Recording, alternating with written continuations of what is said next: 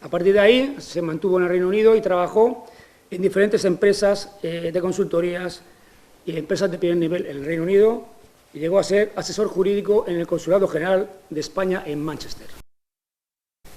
Durante los siguientes 8 y 10 años, hasta 2010, pues fue socio y director ejecutivo de alguna de las más prestigiosas empresas de consultoría del Reino Unido. En el 2010 decide actuar por su cuenta y es director, hasta ahora es director y fue fundador del Links Advisor, que es una empresa que se dedica a proporcionar asesoramiento estratégico y representación internacional en las oficinas que tiene pues, en Madrid, en Londres, en Manila y en Nueva York. Básicamente, un poco su vida profesional la dedica a ayudar a empresas españolas a expandirse en el extranjero y a buscar posibles empresas extranjeras que puedan invertir en España, pues todo esto a alto nivel. En su vida militar, bueno, pues fue alférez de milicia, hizo sus prácticas en Toledo, en el regimiento de Lepanto, creo que era, y su capitán fue el capitán Alfonso Armada, que muchos de los que estamos aquí lo conocíamos. Y después, pues, dado su relación con militares en el Reino Unido, por su ayuda constante a ellos, pues en noviembre de 2021 fue nombrado embajador de la marca Ejército. Está aquí, es su tercera visita a Ceuta como embajador de la marca Ejército y ha venido ahora en esta ocasión con su hermano Luis y con 3 primos, son todos descendientes del entonces teniente médico Ruy Gómez de Velasco, que fue laureado en esa batalla en Cudi Rauda, en 1919. Y ayer estuvimos pisando esas lomas, esa loma del Cudi Rauda, y bueno, yo creo que ellos también tendrán el mismo sentimiento que yo, ¿no? De emoción, de imaginarte lo que sentirían aquellos, porque estuvo básicamente, era de regulares, pero hubo otras unidades, ¿no? Lo que sentirían allí en ese sitio agreste, 3 o 4 días de combate con muchísima paja, ¿no? En este caso, el teniente médico pues era uno que estaba ahí evacuando bajas y ahora me imagino que nos contarán cómo consiguió la laureada. Y hoy pues hemos estado visitando la unidad de regulares, agradecer al coronel de regulares que, pues, la cálida acogida que ha tenido, a coronel y a su equipo, porque hemos tenido un equipo ahí de gente, con el suboficial mayor, con las chicas encargadas del museo, pues que ha sido muy agradable estar allí y han entregado pues, el sable de general, porque llegó a general el teniente Irastorza, y la réplica de la laureada. Y también hemos ido hoy al Serrallo para ver alguna unidad que estaba en instrucción, que correspondía bien acompañada del tercio, y también, pues, aunque ellos no se lo esperaban, pues la verdad que ha sido una ilusión y nos han tratado fenomenal y estaban haciendo ejercicio de lo que tocaba, ¿no? De combate en población, pues ha sido una mañana muy agradable. Yo ya, sin más, paso el micrófono al Antonio Irastorza, pero antes de eso, para animarle, vamos a dar un aplauso.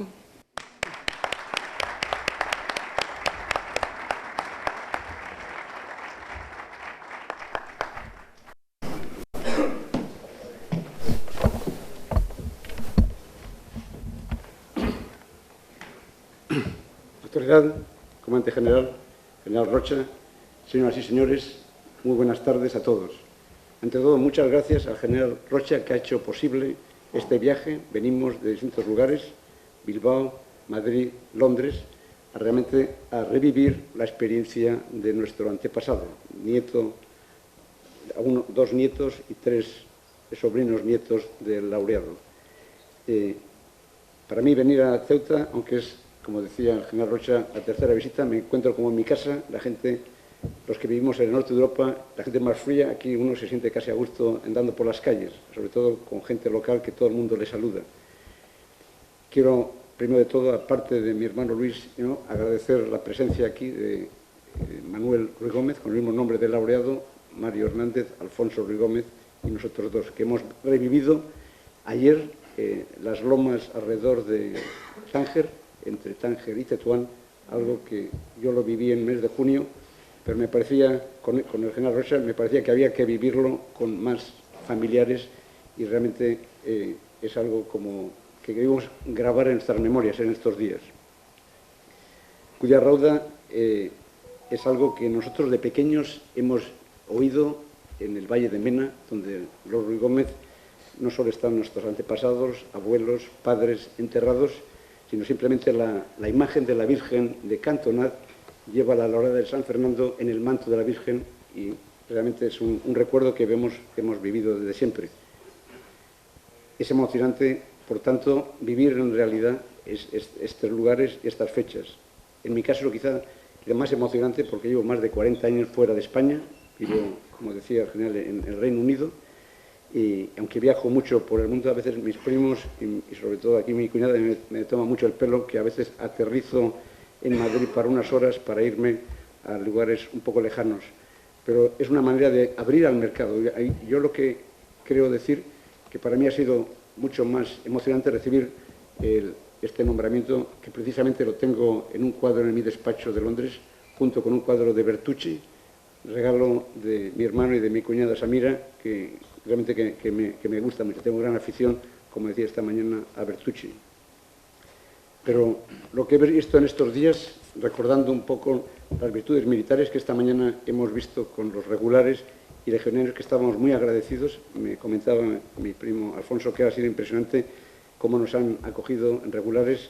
Hemos visto las salas donde en aquel momento el teniente médico Manuel Ruiz Gómez Velasco pasó las horas antes de la batalla, y realmente eso es bastante en sí mismo emocionante. Algunas de las salas decoradas como estaban en su tiempo. Realmente estamos aquí para oír ahora a mi hermano Luis, aunque su carrera, voy a explicar brevemente, es extensa, pero le tomamos el pelo como el historiador de la familia. No tiene el doctorado en historia, pero realmente ha investigado mucho más que muchos catedráticos.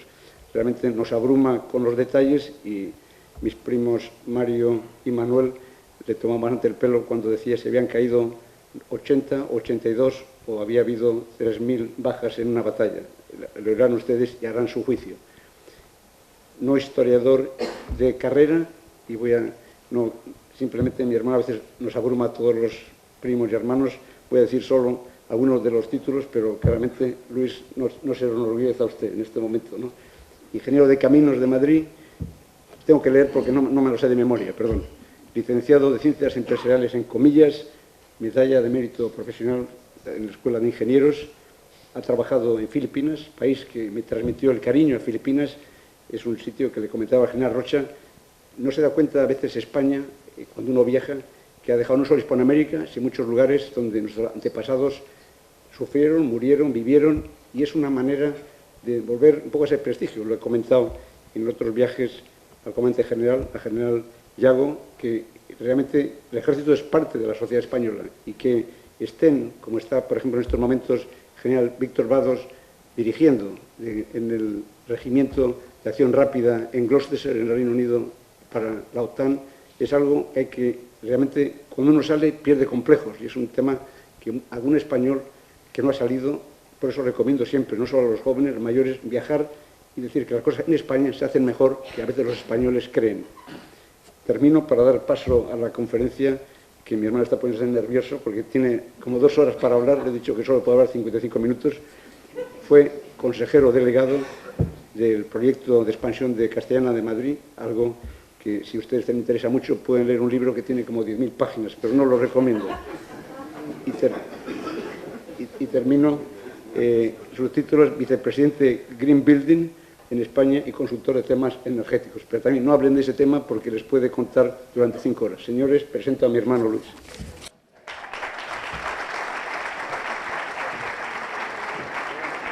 Comandante general, bueno, abrumados y emocionados por estos días de la experiencia que hemos tenido, la verdad que es impresionante. Legión, Fuerzas Regulares, Cutiarrauda, nos va a costar mucho asimilar esto. Voy al grano porque no quiero, digamos, abusar de su paciencia y de su tiempo. Bueno, el título de la conferencia, voy a hablar del protectorado español hasta el 19, de los orígenes hasta el 19. Voy a hablar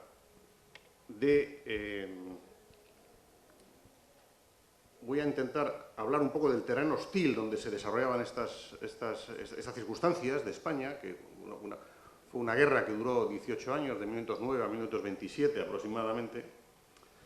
Voy a hablar de un personaje que me parece vital para entender la historia real, que se llama Raisuni, Y luego voy a contextualizar la abadía de Cudiarrauda, donde se produjo este hecho, digamos que para nuestra familia, para la familia Ruy Gómez, es un hecho muy relevante y que al haber visto las lomas, donde se produjo esa batalla, pues nos ha producido una fuerte emoción a los 5 Ruy Gómez que hemos llegado, de diferentes lugares.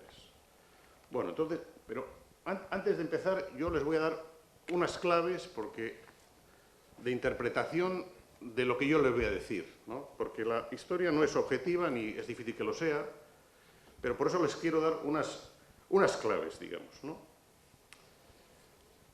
Yo cuando hace bastantes años contraje matrimonio con una persona de Tánger, empecé a estudiar la historia porque tenía que debatir, obviamente, con mi familia política.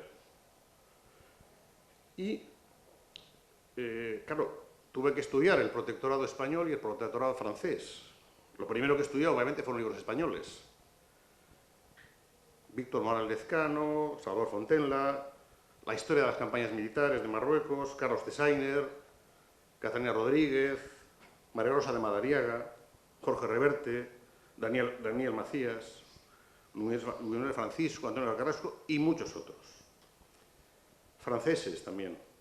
Ayage, Lugan, Purcell Arús, Marmier, Daniel Rivet. Marroquíes, importante, Laroui, Abitbol, Mohamed Ibn Asus Hakim, Abdelaziz, o ingleses, Walter Harris, o Rosita Forbes. Bueno, cuando yo leía estas historias, aquello era, vamos, el conjunto vacío, porque eran historias completamente diferentes. Y emprendí un largo camino de confrontación y debate con personas relevantes del antiguo protectorado español, como por ejemplo el cronista oficial de Shawen, Ali Raisuni, que es sobrino nieto del Raisuni, del cual les hablaré porque no se puede entender el protectorado sin hablar de esta persona. La verdad es poliédrica y multidimensional, y obviamente yo no les voy a dar la verdad objetiva, pero voy a intentar aproximarme, es un esfuerzo muy importante. Lo que les voy a comentar es un trabajo de más de 30 años, de estudio, de análisis, de debate con responsables de la memoria histórica, con personas de España, con descendientes de oficiales españoles. Pero vamos, yo soy español, digo, por centrar un poco, soy sobrino nieto de un laureado, del cual estamos extremadamente orgullosos. Tengo una esposa marroquí jerifiana, padres jerifianos. He recibido el título de jerifiano hace 12 años, de jerifiano es descendiente directo del profeta, es título honorífico en mi caso. Y bueno, pues he querido conocer la historia para poder debatir sin complejos con personas que son familia política, pero ahora familia. Bien, yo creo que con estas claves ya lo que les diga creo que pueden contextualizarlo. Y empiezo entonces, ¿no? El contexto internacional. Punto 1. El año 1898, España pierde las colonias y está en una profundísima depresión. Pierde Cuba, pierde Filipinas, pierde Puerto Rico, pierde Guam, deja de ser un imperio. Y entonces les voy a leer, porque creo que es relevante, la opinión del secretario del Foreign Office, Lord Salisbury, en su discurso de 4 de mayo de 1898. Y no vamos, es una traducción que he hecho personalmente, de un discurso que él da. 4 de mayo de 1898, es decir, el año catastrófico de nuestro país, digamos, ¿no? Y dice: podemos dividir las naciones del mundo en vivas y moribundas. Por un lado, tenemos grandes países cuyo enorme poder aumenta de año en año, aumentando su riqueza, aumentando su poder, aumentando la perfección de su organización. Pero por otro lado, existen un número de comunidades que solo puedo describir como moribundas. En estos estados, la desorganización y la decadencia avanzan casi con tanta rapidez como la concentración y aumento de poder en las naciones vivas. Yo creo que queda bastante claro cuál es la visión. No digo que sea objetiva, por supuesto, no lo es, pero es una visión muy negativa hacia nuestro país. En 1902 se produce, digamos, el Tratado Hispano-Francés, que España, digamos, que se divide. A España, digamos, le habría correspondido unos 40.000 kilómetros cuadrados, pero España no lo acepta porque no se ve con fuerza, digamos, o con los medios necesarios para mantener el dominio. Aquí es muy importante que incluye Fez, que ya es una capital del imperio, digamos, una capital imperial. Pero España no lo firma, con lo cual en 1902, aunque estamos en los prolegómenos del protectorado, España no lo firma. En 1904, hay que tener en cuenta las potencias coloniales son Francia y Gran Bretaña. En ese momento se produce un entente cordial entre Francia y Gran Bretaña, se firma el 8 de abril, los británicos imponen digamos, dos condiciones, digamos, que Tánger sea internacional, uno, y que no haya fortificaciones al otro lado de Gibraltar. Pero tampoco, digamos, se llega a más. Se llega hasta unos acuerdos, porque son las bases del protectorado. En 1905, Alemania, que es un país emergente, pero no tiene la potencia colonial de Francia y Gran Bretaña, se produce el desembarco en Tánger, 31 de marzo de 1905, del Kaiser Guillermo II, que plantea sus pretensiones para tener algún cierto derecho sobre Marruecos. En 1906 se produce la Conferencia Internacional de Algeciras, del 16 de enero al 7 de abril, solicitada por el sultán de Marruecos, porque Marruecos tuvo sultán desde Idris I, siglo VIII. Pero en ella tampoco, o sea, digamos, prácticamente quedan Francia y España, que están todas las potencias coloniales, por supuesto está Marruecos, Francia, España, Gran Bretaña, Alemania, Austria, Hungría, Estados Unidos, emergente también. En 1909 se produce ya el acuerdo, digamos, no he comentado que en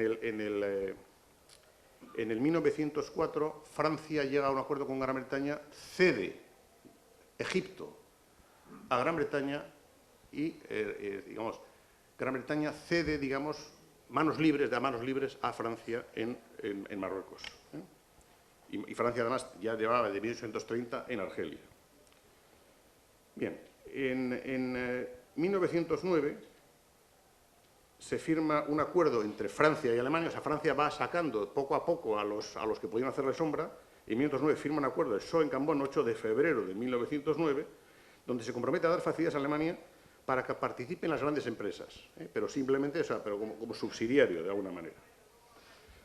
En 1911 se produce una segunda crisis marroquí porque Alemania, digamos, ve que no funciona, digamos, que no tiene las facilidades que debería tener, y Francia se ve obligada a ceder a Alemania 225.000 kilómetros cuadrados en Camerún, y saca a Alemania. Entonces ya queda Francia, que en 1912 firma con el sultán el 30 de marzo de 1912, fecha muy importante, el Tratado de Fez con el sultán, que produce, esta es la firma esta es la firma de España, digamos,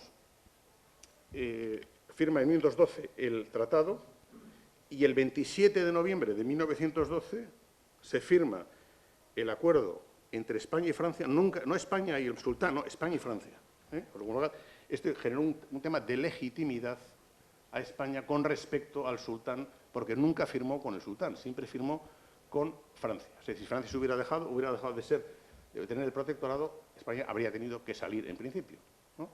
Y entonces eso produjo la dimisión del sultán, y nosotros tuvimos de sultán, todos los años de que vaya a hablar, es el sultán Mulay Yusuf, de 1912 a 1927.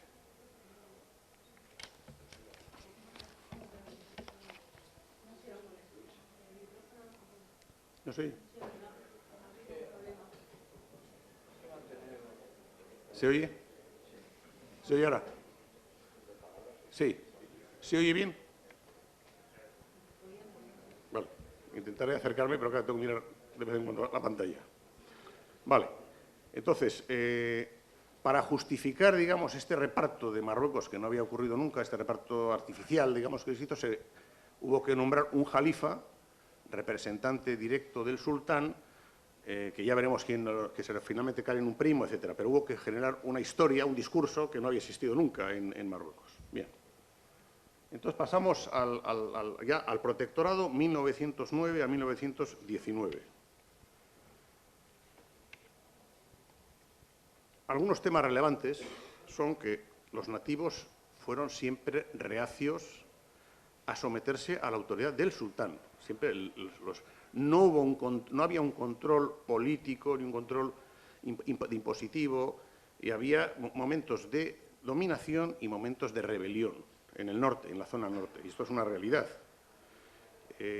Pero los nativos eran todavía mucho más reacios a la autoridad colonial, eran reacios al sultán, eran reacios al jalifa, que era una autoridad puesta por el sultán, un representante artificial puesto por el sultán, que fue un primo suyo, Mulay al-Mehdi, y mucho más a la autoridad colonial.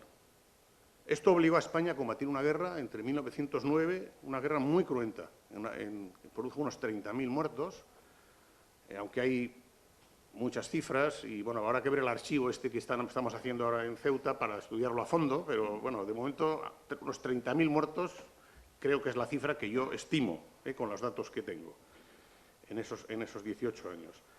Entre 1899, este sería el protectorado, bueno, las ciudades las conocen, digamos, perfectamente, al oeste son Larache, Tetuán, Ceuta, Tánger. Tánger es internacional, 600 kilómetros cuadrados, y Melilla al este, y Shawen, que es la capital espiritual del norte. Entre 1899 y 1923 hubo 31 presidentes de gobierno, 32 ministros de guerra. En 24 años, a media de 0,8 años por presidente, o 0,79 años por ministro de guerra. Cambios continuos de criterio entre pacificación política y conquista militar. Y una nula relación con Francia, nula, prácticamente. A pesar de que nuestro acuerdo era solamente con Francia. Entre 1913 y 1919, que es cuando me voy a detener porque fue la batalla de Guadalrauda, hubo 4 altos comisarios. El primero, aquí serían los diferentes altos comisarios, ministros de guerra. Bueno, pues es una lista interminable, con cambios continuos, además de criterio. El primer alto comisario fue Felipe Alfau, un militar de carrera muy prestigioso, pero que el alto comisario era un cargo político, digamos, que no tenía mando directo sobre las Fuerzas Armadas, y él le pareció que no tenía suficiente, tenía más responsabilidad, pero no tenía mando, y dimitió. Estuvo de febrero a agosto, o sea, 6 meses estuvo. Dimitió por falta de mando directo. Entonces fue nombrado otro general muy prestigioso, generales que tenían una carrera militar intachable, sin duda, José Marina Vega, mayores, tenían 62, 63 años cuando fueron nombrados altos comisarios, hasta el final de su vida profesional, y además el alto comisario era un cargo político, y este dimitió en julio de 1915 por desavenencias con el entonces, coronel Manuel Fernández Silvestre, por un tema que les comentaré luego en la época de Rey Suni, por un atentado que se estaba negociando con el Rey Suni un acuerdo de paz.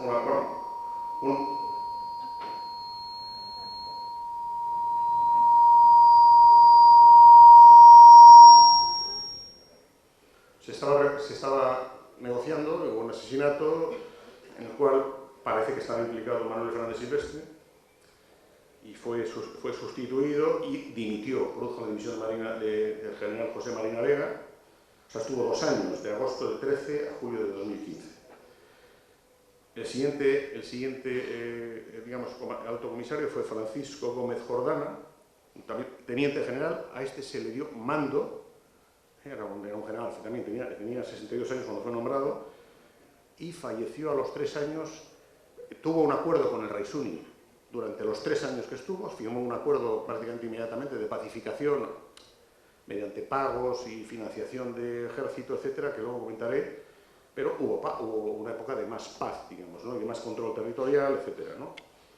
Estuvo 3 años, falleció en su despacho el 18 de noviembre de 1918, había pedido su relevo, pero el gobierno no se lo dio porque consideró que era imprescindible, su labor era imprescindible, y falleció en su despacho. Y esto viene ya, digamos, fue sustituido por Berenguer.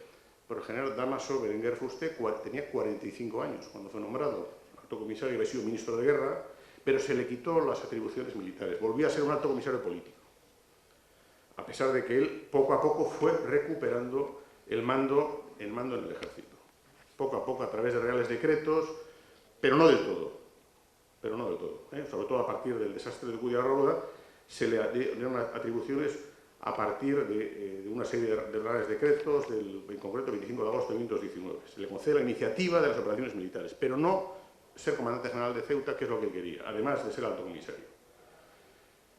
La situación en el ejército, pienso que en 1904 estaba sobredimensionado. Yo, la información que tengo es que en 1904 había 536 generales, 23.940 oficiales y 80.000 soldados, y que aproximadamente 2/3 partes del presupuesto militar se iban sueldos y 1/3 en equipamiento. Comparativamente con Francia y Alemania, de información que yo he buscado, era el 20% sueldos, 80% equipamiento. Probablemente los presupuestos eran muy superiores, probablemente. Pero en todo caso era un ejército sobredimensionado, sin duda. También el 19 de enero, o sea, es una época muy convulsa en España, todos, la conocemos, más o menos, pero se había producido la ley de reclutamiento y reemplazo. Hasta entonces se podía obviar, se podía evitar la milicia mediante un pago. Esto se eliminó, esto generó una serie de problemas, entre otros la Semana Trágica de Barcelona, donde hubo más de 100 muertos, y se eliminó este tema, pero se seguía pudiendo eliminar, no hacer el servicio militar. Se podía hacer, era obligatorio hacer el servicio militar, se podía hacer, acortarlo y no hacerlo en el protectorado, mediante un pago, a pesar de la ley de reclutamiento. Y luego había una brecha profunda entre los africanistas y las juntas de defensa, donde la Junta de Defensa pretendían una promoción simplemente mediante antigüedad, y los africanistas, lógicamente, mediante méritos de guerra, ¿no? Esto, digamos, en el 1917 estuvo en la Junta de Defensa y esto generó una cierta desmoralización, lógicamente, en el ejército, ¿no? Algunas fechas relevantes de esta época, yo diría, voy a poner 4 o 5, que serían el 1909, vamos a ver, este es el Jalifa, el representante, que nunca tuvo un gran poder, pero fue el representante que puso el sultán. Algunas fechas relevantes serían el 1909, Barranco del Lobo, la Semana Trágica de Barcelona, hubo muchas bajas en el Barranco del Lobo, en la zona de Melilla. Produjo la Semana Trágica de Barcelona, donde hubo también muchas bajas en Barcelona. En 1912, ya hemos comentado, el Tratado de Fez entre Marruecos y Francia y el Convenio Hispano-Francés en 27 de noviembre de 1912. En 1913, el sultán nombra Jalifa a su primo, Mohamed el Mehdi, que llega a Tetuán el 27 de abril de 1913. En 1918 termina la Segunda Guerra Mundial y Francia exige a España un control territorial. Prácticamente España no controla más que un 10% de su territorio y exige Francia, después de la Segunda Guerra Mundial, que obviamente estaba en otras ocupaciones, le exige control territorial, y ahí está pues, el general Dámaso Berenguer Fuster, al cual yo personalmente tengo que decir aquí, tengo mucho respeto, porque he estudiado su vida y sus batallas y tengo mucho respeto. De los otros no digo nada, pero vamos, de Dámaso Berenguer Fuster tengo mucho respeto, porque hizo una labor extraordinaria, en mi opinión. Bien, entonces, el terreno de digamos, ¿dónde nos estamos desarrollando? Nos estamos desarrollando, digamos, este tema digamos, hasta 1919 se desarrolla fundamentalmente en la Llevala, ¿no? Melilla es una zona que se controla territorialmente en muy escaso territorio, ¿no? La Llevala es la zona oeste. La Llevala es la zona oeste. Perdón. La Llevala sería esta zona, digamos, el protocolo se divide en dos partes, la Llevala, y vamos a hacer la zona del Rif, ¿no? La Llevala es una zona montañosa, montañas en el entorno, aquí en el interior, de 2.200, 2.300 metros, máximo 2.500, una zona montaña baja, donde está Cudiarrauda y donde está la costa atlántica, montaña baja, pero montañoso, razonablemente montañosa, difícil de controlar, ¿no? Por un ejército convencional. Tiene unos 8.000 kilómetros cuadrados, prácticamente es el 40% del protectorado español, viven unas 200.000 personas, importante este tema, 200.000 personas en esta zona, menos en la otra zona. Tienen varios idiomas, el darija, el árabe estándar, el tamazigh sobre todo en la zona este, y un poder del sultán fluctuante. O sea, a veces controla, a veces no controla. Los periodos de dominio son seguidos por periodos de insumisión. Se dividen en kabilas, están divididos en kabilas, que son, digamos, organizaciones, digamos, donde hay una serie de personas relacionadas familiarmente de una manera o de otra, pero no hay unión política entre las kabilas, ¿no? Hay como 70 kabilas en la zona norte, ¿no? Y aquí las ven, digamos, bueno, aquí serían, estas serían de aquí, ¿no? La Ñera, tal, aquí están todas. Con unos límites que varían entre unos autores y otros, en todo caso, Es habitual que en una misma kabila hubiera partidarios y contrarios a la colonización. La política española en general era, de alguna manera, tratar con las élites y, bueno, intentar que aquello fuera más fácil, la dominación militar, ¿no? La resistencia fue en aumento porque las ideas de independencia fueron cada vez mayores, o sea, no fue una cosa estática. El propio Abdelkrim fue muy colaborador de los españoles, pero luego, poco a poco, fue adquiriendo una mentalidad mucho más independentista, ¿no? Y finalmente fue, pues, un enemigo muy importante de España, como fue Raisuni, ¿no? Algunos comentarios de la Llevada. General Alberto Luque dice: duros como el suelo donde habitan. O el geólogo Lucas Fernández, que yo creo que refleja exactamente la personalidad de los habitantes y de su territorio. Territorio quebrado, o sea, para textual, suelo pobre, escasa irrigación, población belicosa y atrasada. Nos ha tocado lo peor. Sin embargo, esto genera unas cualidades militares en los kabileños muy relevantes. Desarrolla actividades castrenses como resistencia, sobriedad, acometividad, fluidez y movilidad, con una estrategia de guerrillas. Sobre todo ataque en las aguadas. Es un territorio... Bueno, la Llevala es una zona donde llueve bastante, va hacia menos hacia el este, pero, claro, los bloqueos demuestran su fragilidad porque no tienen agua. Entonces, los ataques a las aguadas, a las líneas de comunicaciones, posicionamientos de tiradores aislados, que fue el tema de la batalla de Cuyarrauda, la acometividad en la retirada y un liderazgo del Raisuni, del cual voy a hablar en detalle. Bien.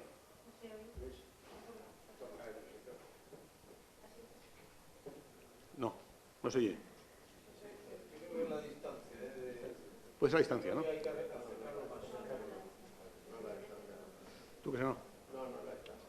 Yo creo que es de ahí, ¿no? Sí. Bueno, pues voy hablando porque como ahí entramos ya en harina, vamos a hablar de Raisuni.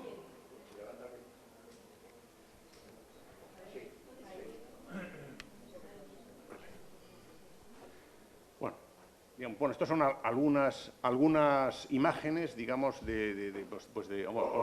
lógicamente, de fotografías españoles, de policía indígena, etcétera, bueno, de terreno, de oficiales de caballería, etcétera. Bueno, de Raisuni. ¿Quién era Raisuni? Yo, después de haber estudiado mucho tiempo, creo que es un personaje clave, donde he echado mucho de menos en la mayor parte de los libros de autores españoles que leo el conocimiento de esta persona. Fue el líder indiscutible de la Llevada.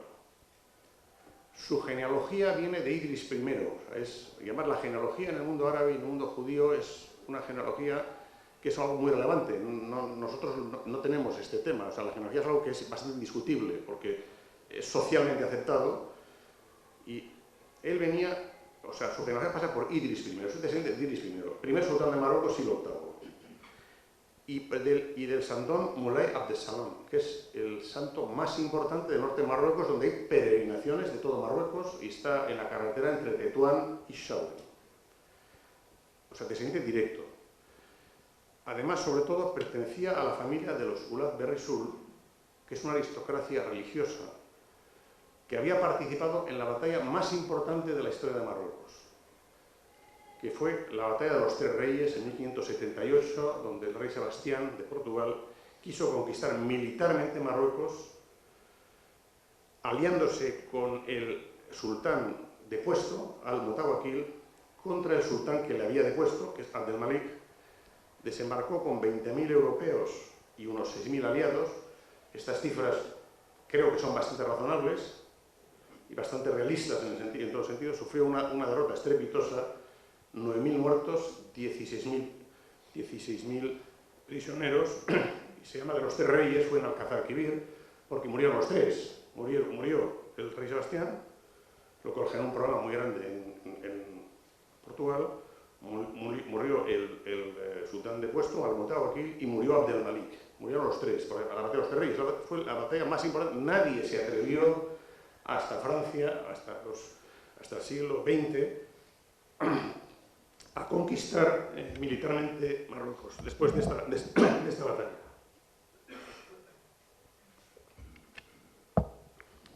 Ostentaba además los títulos de jerife, descendiente del profeta, y de mulay.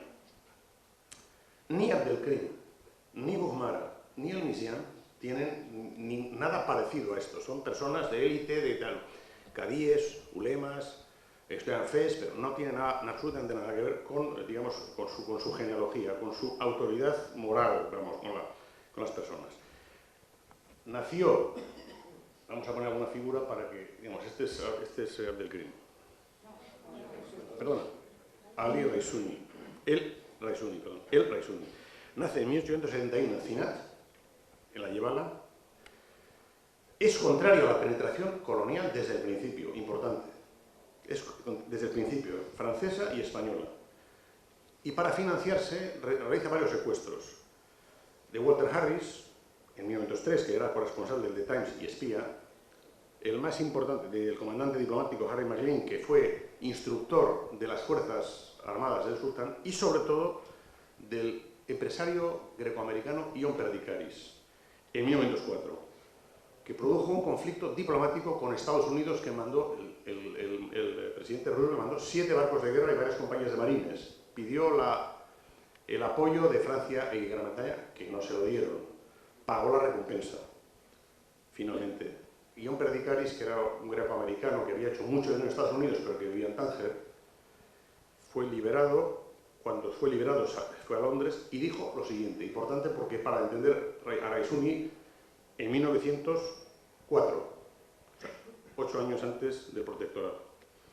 Decía así Perdicaris cuando ya en Londres, liberado. No me arrepiento de haber sido su prisionero durante algún tiempo. No es un bandido, no es un asesino, sino un patriota obligado a cometer actos de bandidaje para salvar a su tierra natal y su pueblo del yugo de la tiranía. Síndrome de Estocolmo o no, pero esto lo dijo Ion Perdicaris, y bueno, era un personaje importante porque fue muy relevante en la reelección de Roosevelt, que había dicho, quiero a Perdicaris vivo o a Raisuni muerto. Y mandó 7 barcos de guerra, compañías de marines, y aquello duró varios meses. Y un pago, pues no sabemos cuánto, no puedo estimar ni cuánto porque no he visto fuentes fiables para estimarlo. Fue nombrado en 1908 Basá de Arcila y gobernador de varias cabilas, pero con la condición de someterlas, porque no estaban sometidas al sultán. Y con los españoles tuvo una relación convulsa, digamos, convulsa, ¿no? En épocas de paz, en épocas de guerra, en 1911 a 1912, bueno, vamos a poner alguna otra figura, aquí, digamos, cuando se separa de Marcel, aquí está con su hijo y con un español. Aquí he puesto una figura porque, digamos, es el control de España, prácticamente solo controlaba la parte de la derecha de la línea negra, que es Ceuta a Tánger, o sea, prácticamente solamente Ceuta a Tánger y las poblaciones en su camino. Y, bueno, pues fue una relación, digamos, que en el 8 de mayo de 1915 se produce el asesinato de Ali Alcalay, que era un delegado de Raisuni que estaba negociando con Marina Vega. Es asesinado, tenía un salvoconducto del general Marina Vega, esto produce, digamos, una investigación, el alto comisario Marina Vega dimite como consecuencia, digamos, de que se demuestra de alguna manera que hay oficiales ligados a Silvestre que están relacionados, a Silvestre se le destituye y se le manda a España a ser el ayudante del rey Alfonso XIII. Algo que tiene bastante que ver con lo que ocurrió luego más adelante, pero está fuera de esta conferencia.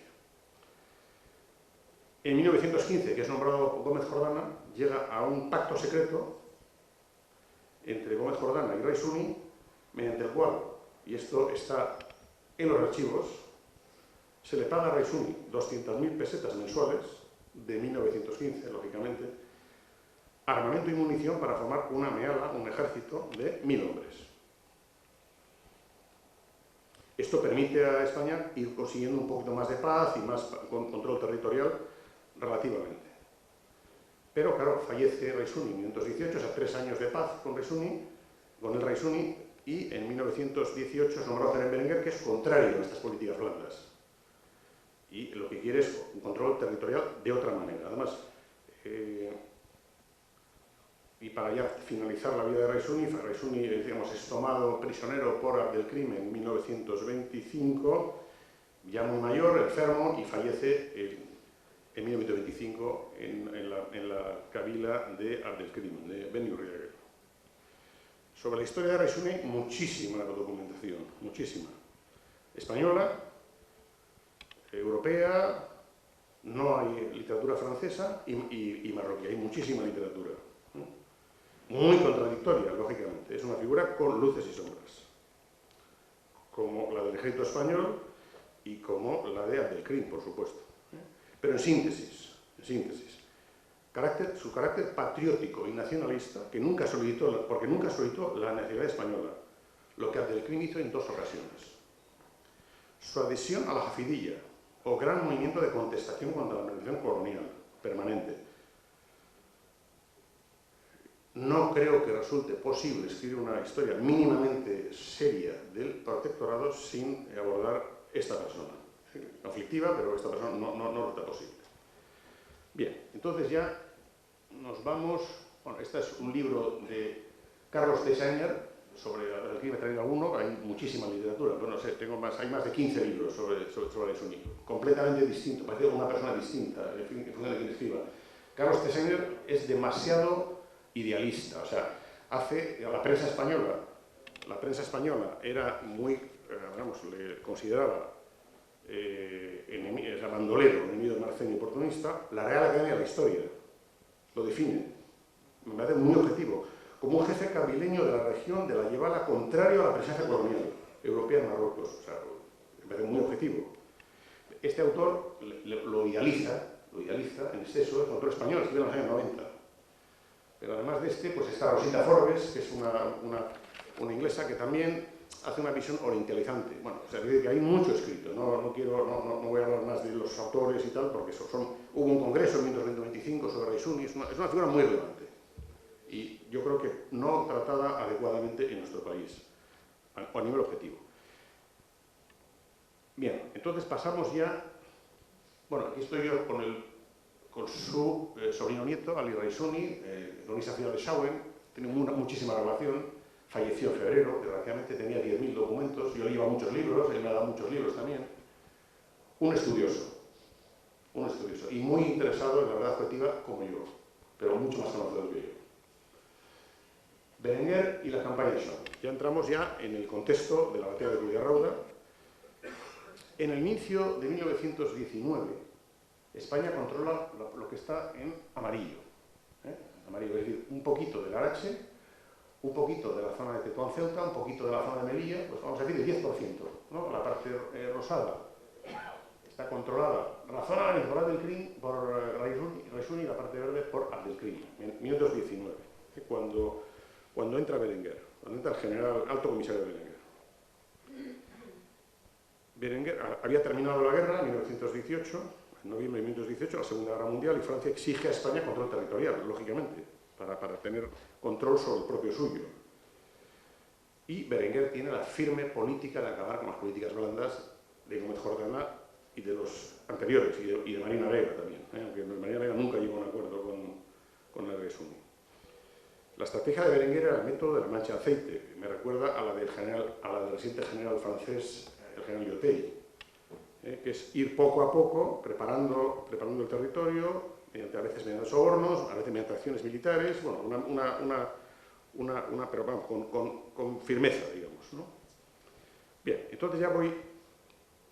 Las operaciones de la Yebala empiezan el 15 de marzo de 1919, tiene mando militar, no mando directo, el general el Berenguer no tiene mando directo, pero sí tiene mando militar, y ya su estrategia es primero controlar la llevada y después la zona de Melilla, ¿no? Esa es su estrategia.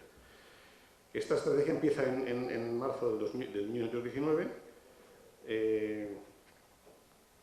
La batalla de Cutiarrauda se produce prácticamente al principio, del 11 al 14 de julio de 1919. Es una operación de policía preparando simplemente la toma del Fóndar para poder controlar, digamos, la carretera entre el Arache y Tetuán, que no están controladas, obviamente entre Tánger y Tetuán, aunque Tánger es internacional, pero hay tráfico. Entonces, el objetivo es que pueda haber, digamos, control y pueda haber tráfico, digamos, ¿no? de tropas, de logística, etcétera, ¿no?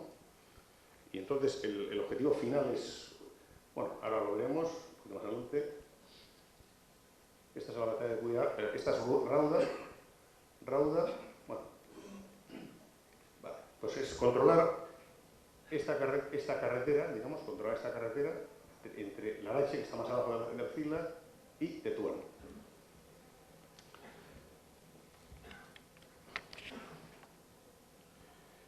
El 7 de julio se reúnen el coronel Ángel Rodríguez del Barrio y el comandante general de Ceuta, general Domingo Arraiz de Conderena, y centran los detalles de la operación. El 9 de julio decide, el general Conge de Ceuta, Arraiz de Conderena, da la orden de iniciar la operación, y la operación arranca el 11 de julio de 1919 a la 1 de la mañana, es decir, profundamente de noche. Porque los días son más largos en verano, pero vamos, amanece a las 4:30, 5 solares. Las tropas son mandadas por el coronel Ángel Rodríguez Vares, el responsable directo de esta operación. Hay 2 columnas. Hemos estado debatiendo con el general Rocha cuántas personas habría. Hemos calculado 2 columnas, unas 2.000 personas, 2 compañías, una por el comandante Cantero, otra por el teniente coronel Canis, 2 compañías de fusiles, una de ametralladoras, una sección de explosivos, 2 compañías de regulares de Ceuta, una batería de montaña, estación de radio, policía indígena y arca amiga. Hemos calculado que habría unos 2.000, 1.000 en cada columna, pero vamos, o sea, no he sido capaz de... Vamos, lo debatimos ahí mismo, en el sitio,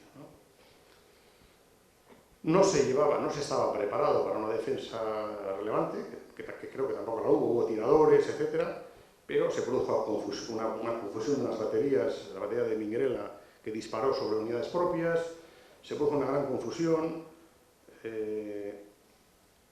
una de las posiciones fue abandonada y todos los heridos fueron digamos, muertos, por los que estaban heridos, pues fueron tomados por los nativos y fueron asesinados. Bueno, fue un absoluto, digamos, un absoluto desastre. El número de bajas, vamos a decir 2 fuentes, hay más, pero 2 fuentes. Yo creo la propia Ángel Rodríguez del Barrio, que hace un informe a los 6 días de esta operación, 243 bajas, 85 muertos, 144 heridos, 14 desaparecidos.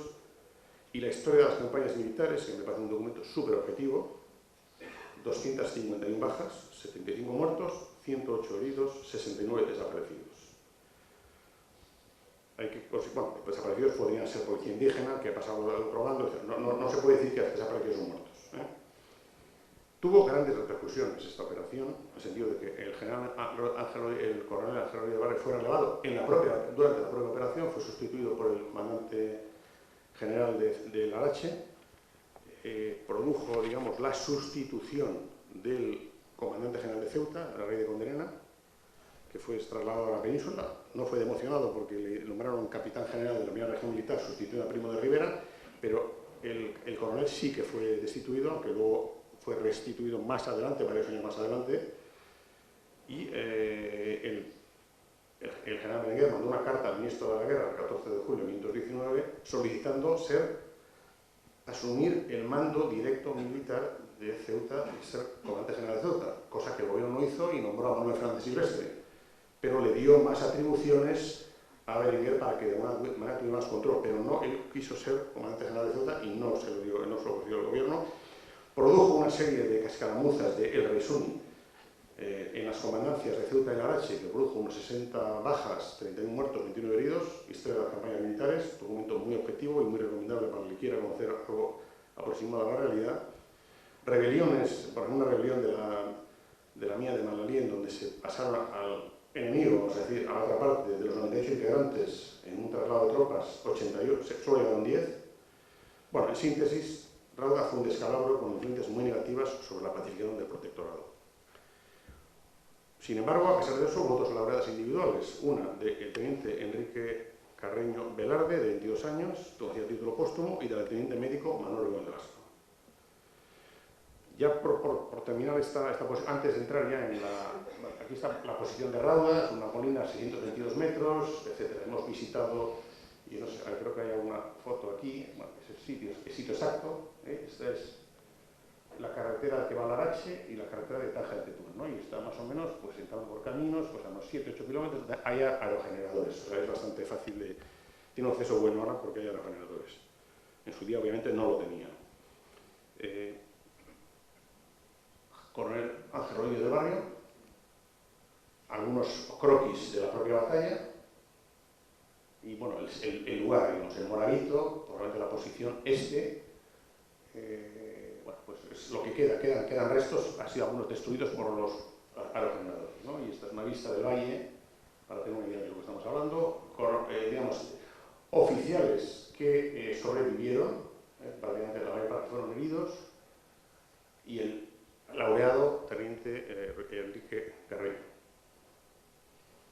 Bueno, en la operación de Berenguer, aunque fue un fracaso, digamos, esto fue en julio, el objetivo fundamental era conectar, y entonces Berenguer era un hombre, digamos, lógicamente, que quería, digamos, controlar la Llévala, y continuó, y se produjo la conquista digamos, de Fonda Añadida, donde es una zona, digamos, de paso de caravanas, donde era el campamento general de Raisuni en una época determinada. Fue una operación de 12.000 hombres y se conquistó el 5 de octubre. Estos son fotos de la operación, continuos de campaña, General Silvestre, Navarro, etc., ¿no? Esta es la propia detalle de la operación, digamos, ¿no? Y bueno, pues la propia Fonda, el Fonda, 5 de octubre, y, digamos, brindando por la toma del Fonda. Claro, finales de 1919 España controla lo amarillo, o sea, controla aproximadamente, pues vamos a decir que ahora controla un 15% del territorio, ¿no? De los 20.000 cuadrados, 3.000 más o menos, ¿no? Pero es en finales de 1919, después del Fonda, o sea, ya controla, digamos, la zona entre Larache y Tetuán, y el norte también, Añera, la cabina de Añera, una cabina también difícil.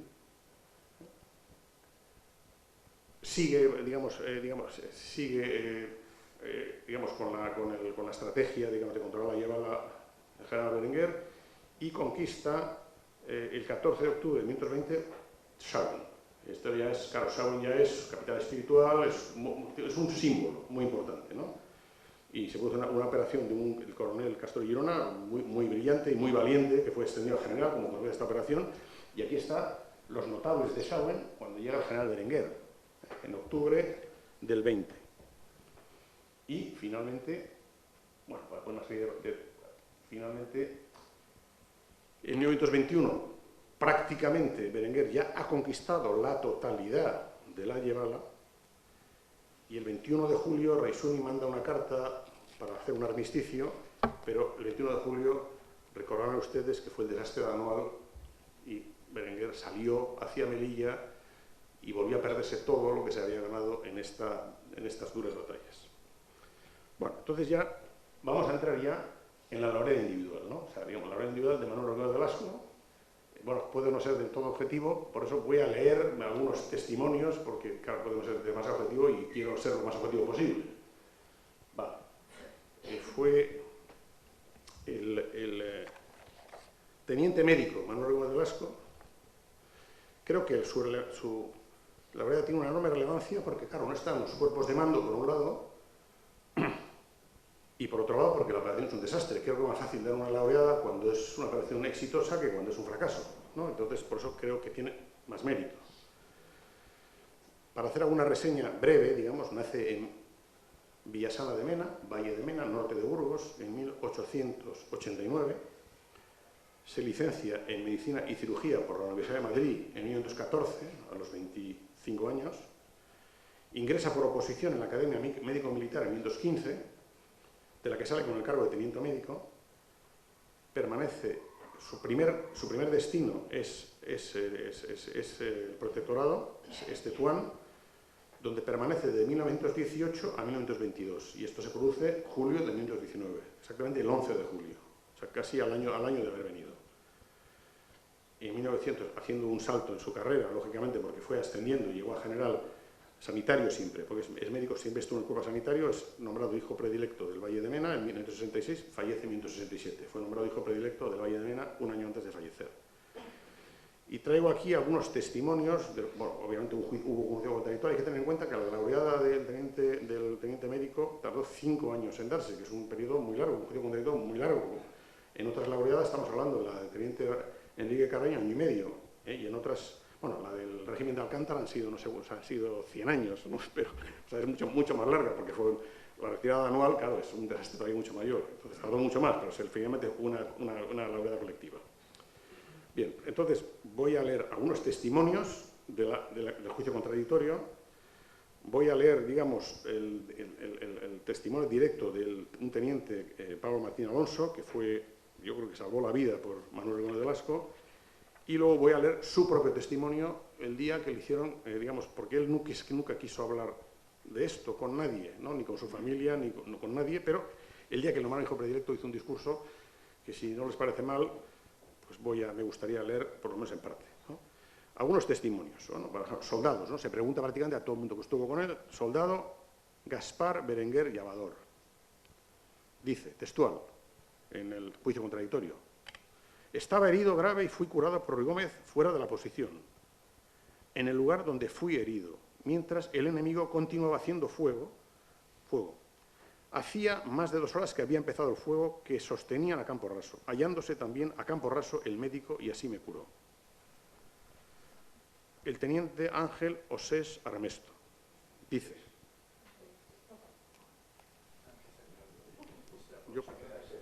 es la proximidad con el tono de la voz. ¿Tú crees? No soy llenado. Yo creo que tampoco soy llenado. Ahora no se oye. No. Sí, no, pero yo creo que no. Yo creo que se habla un poco alto. Vale. Y se pega el micrófono solo. Vale. Hablo un poco más alto. Vale, de acuerdo. Vale. Teniente Ángel Osés Armesto dice lo siguiente: a pesar de encontrarme con 5 heridas, dentro del estado grave en que estaba, me di cuenta de la presencia del médico, que me curó en el sitio peligroso en que me encontraba y me dijo palabras de ánimo. El teniente coronel Emilio Canis Martínez. Emilio Canis era el responsable de la columna, de donde iba el teniente médico Manuel Gómez Velasco, y dice: la conducta del teniente médico don Manuel Ruy Gómez se hizo notar por su decisión y heroísmo, curando a los heridos en la línea de fuego, contribuyendo personalmente a la retirada de bajas, y una vez en la posición continuó atendiendo solícitamente a los 37 heridos que se congregaron en la posición y a los que sucesivamente fueron cayendo, siendo los últimos en retirarse con las acémilas de municiones, y prestándose también voluntariamente para retirar al teniente Pablo Martínez Alonso, que había caído herido a unos 12 metros de la posición. Lo presenciamos todos los oficiales y particularmente el capitán ayudante mayor Manuel Vierna. Y en agosto de 1919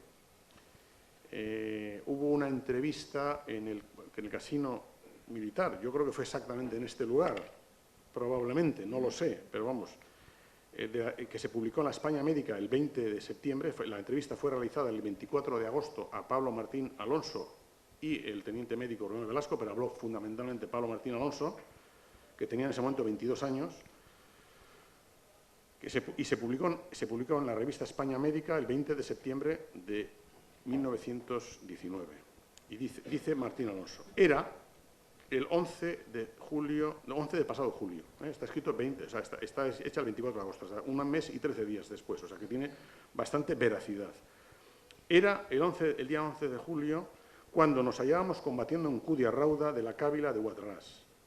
Llevábamos largas horas de fuego y de fatiga, y a las 5 de la tarde recibimos orden de retirarnos. Pero como no se nos daban más instrucciones, aún permanecimos una hora esperando a que se nos dijera dónde debíamos ir. El moro, farruco y decidido, no cesaba un instante el fuego de fusilería, tomando presuroso las posiciones que nosotros dejábamos. El comandante, a quien yo pregunté, me dijo entonces que había de mandar un recado a la posición de Canis, pero que no tenía allí su ayudante, por lo que me encargaba que yo enviase a un soldado. Pero no vaya usted, me ordenó, y me entregó un papel escrito que contenía el recado. La posición Canis estaba a unos 400 metros, y llegar a ella sin la caricia de una bala de procedencia mora era casi imposible. No me decidí a elegir un soldado para mandarle.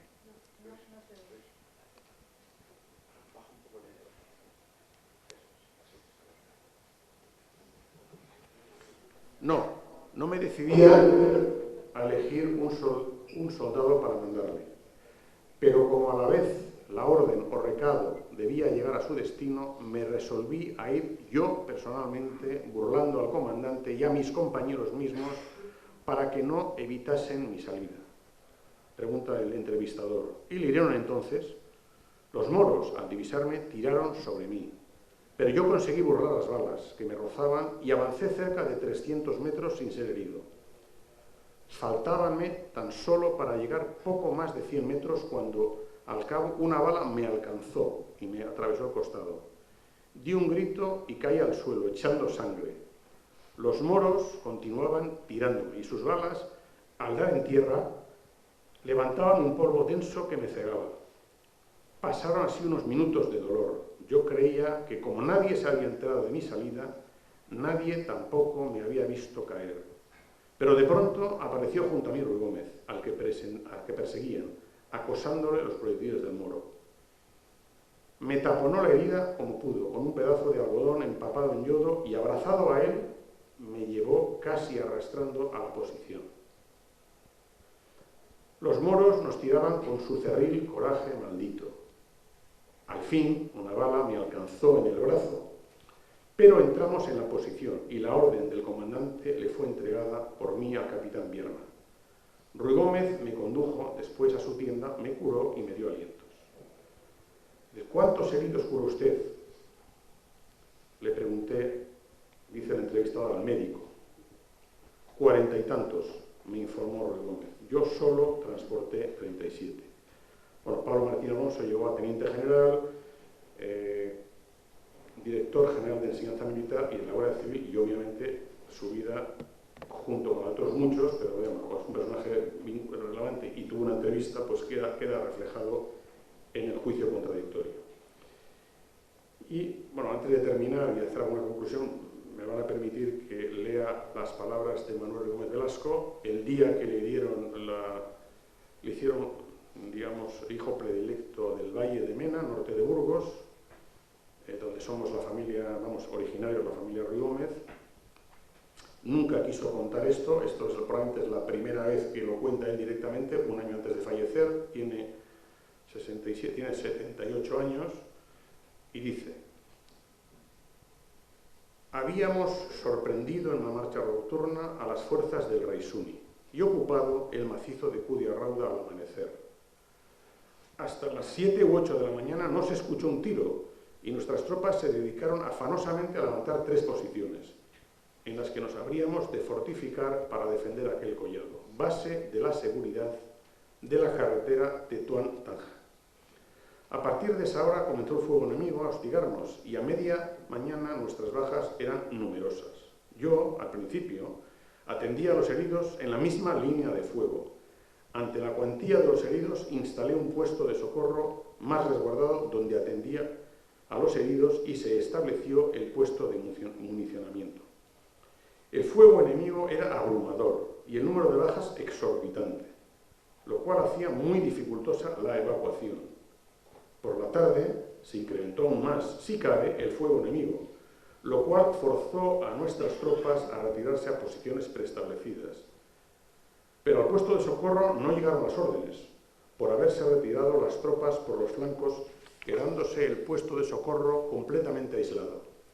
Ante tan trágico panorama, ordené la retirada. En el puesto éramos 15 hombres útiles, entre camilleros, acemileros de artola y de municiones, el practicante y yo mismo. Tenía 10 acémilas de transporte y había que evacuar muertos, heridos y cajas de municiones. Dispuse que se cargaran las municiones en las mulas y sobre ellas los muertos, los heridos graves y los que no podían andar en las artolas y los demás andando. Los mulos atados unos a las colas de los otros, mientras que los que estábamos ilesos nos quedamos para cubrir la retirada del convoy. El enemigo arreció el ataque en oleadas que nosotros, cuerpo a tierra, rechazábamos haciendo fuego por descargas y después de cada descarga seguíamos la retirada arrastrándonos o como Dios nos daba a entender. En la retirada mataron al practicante e hirieron a un camillero. La retirada duró casi una hora y al final fue aliviada por el fuego de nuestras tropas desde la posición en que se guarnecían. El teniente coronel Canis, que era el jefe del tabor, me abrazó y ese abrazo cálido en plena lucha frente al enemigo fue, por su sinceridad, el mayor galardón que en mi vida he recibido. Pasados esos momentos me dediqué a rectificar curas de los heridos. Alguien me avisó de que se escuchaban lamentos fuera de la posición, se refiere a Pablo Martín Alonso al final. Me asomé y saltando del parapeto sin dudarlo, me encontré a unos 20 metros al teniente Pablo Martín Alonso que estaba herido. Atravesado del pecho y visto que no podía andar, me lo puse a mis espaldas y arrastrándome lo llevé a la posición y al entrar en ella, un segundo disparo le destrozó el codo. Así terminó aquel trágico día en que toda la oficialidad del tabor quedamos indemnes 5.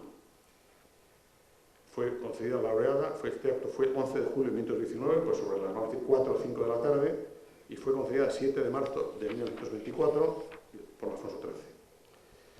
Bien, entonces ya, digamos, concedida a la Virgen de Cantonaz, que es la patrona del Valle de Mena, en el manto está la laureada, una foto más cercana. Y bueno, pues voy a aprovechar ya, digamos, abusando de su paciencia, pero creo que hay que dar una serie de pinceladas de conclusiones, creo que es fundamental en cualquier conferencia. Sí, sobre la posición de España, sobre la posición... Sí. Más cerca, me lo voy a comer. Me lo puedo comer, ¿no? Vale, ok. Sobre la posición de España, digamos, algunas pinceladas, porque yo creo que es para sintetizar, no voy a dar ninguna idea nueva, ¿no?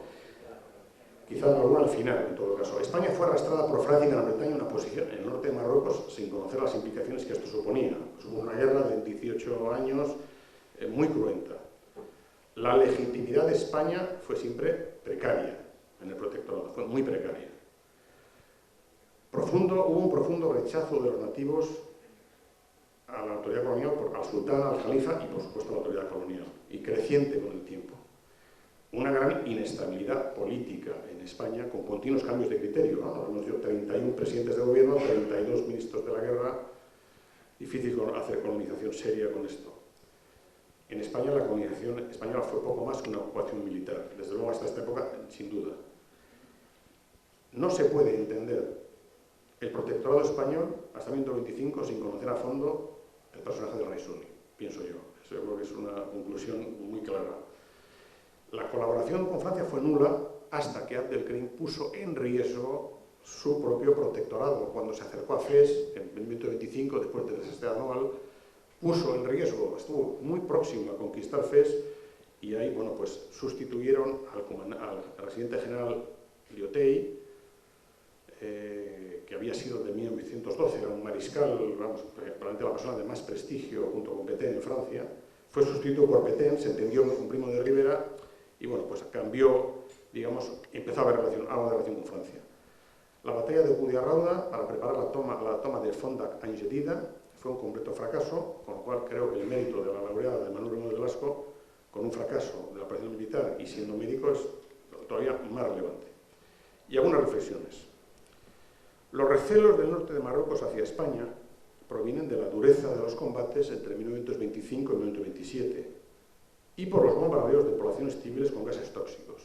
Y eso ha generado un rechazo profundo y es muy debatido sobre si hay más cáncer o menos cáncer en las zonas del Rif, pero en todo caso esto generó un rechazo muy importante de la población del norte de Marruecos y si ustedes van y hablan con los nativos, esto va a salir rápido. Sin embargo, España es el socio comercial más importante de Marruecos desde el año 2012, en importaciones, en exportaciones y en entradas de ahí digamos, en capital, entradas de capital, lo cual es muy relevante, digamos, ¿no? O sea, digamos, hemos desplazado a Francia, que ha hecho una política mucho más amistosa, y España poco a poco, quizá por la proximidad también, y porque España se ha desarrollado de una manera, digamos, muy relevante en los últimos años, tenemos mucho que ofrecer, hay muchas empresas españolas, pero bueno, somos un primer socio comercial con mucha diferencia sobre Francia en estos momentos. Aunque hay varios temas, digamos, con visiones muy diferentes y encontradas, no tengo que ocultar, Sáhara, Ceuta y Melilla, pesca, hay muchos otros con intereses comunes, siendo los más importantes el control de la inmigración y el propio desarrollo de Marruecos. Y bueno, pues yo creo que es el momento, digamos, de organizar algún tipo de evento, como hizo un Tetuaní sobre Raisuni, digamos, sobre reescribir una historia y aproximarnos un poco a este país magnífico, porque somos vecinos, queramos o no. Y nada más, muchas gracias por su paciencia.